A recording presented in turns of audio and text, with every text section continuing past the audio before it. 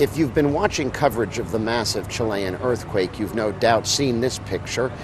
It's a 15-story apartment building in Concepcion that collapsed in the middle of the quake, killing potentially dozens. For the last 4 days, I've been living, working, and eating right here across the street.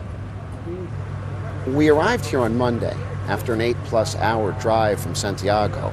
It took us 48 hours just to get there. At the time, this was one of the few open spots on a street already clogged with television trucks from TV networks from Chile and around Latin America. You're looking at what may be our most valuable asset, our generator.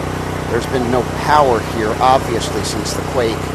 Our work operation requires a lot of power, so generators are running constantly.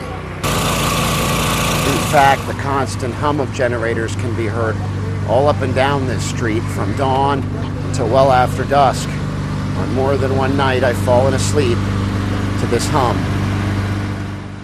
This is a portable satellite dish. We picked it up in Bogota and then trucked it in from Santiago.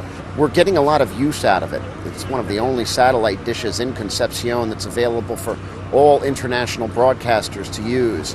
It is a busy hub of activity almost 24 hours a day as technicians ensure that the important equipment that keeps the dish transmitting is in good operating order. During the day, the sun is strong, like desert strong, so it's important to have shelter. In fact, it's the only possible way you can work comfortably. Our shelter is made up of some makeshift tarps that we're holding together for now. They do provide good enough shade to allow us to work with some comfort. And then there are the cables. Like snakes, they're everywhere.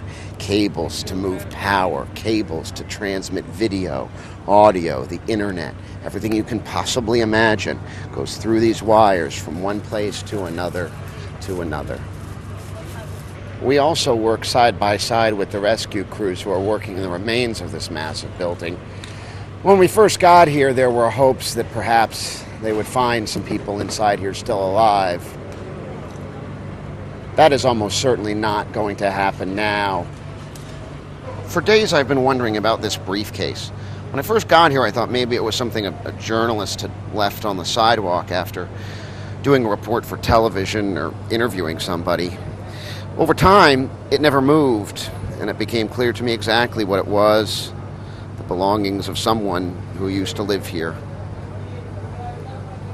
And this is the van where I slept last night. The night before I slept in another van, and the night before I didn't sleep at all. We do have a good supply of food. Here are some grapefruit we hung from the back of this seat. There's more food in the back. There's literally nothing here for us or the people who live here. We come here because we think it's important to show you the devastation here and show you how this government is responding to it. Jason Bronis, The Associated Press, Concepcion, Chile.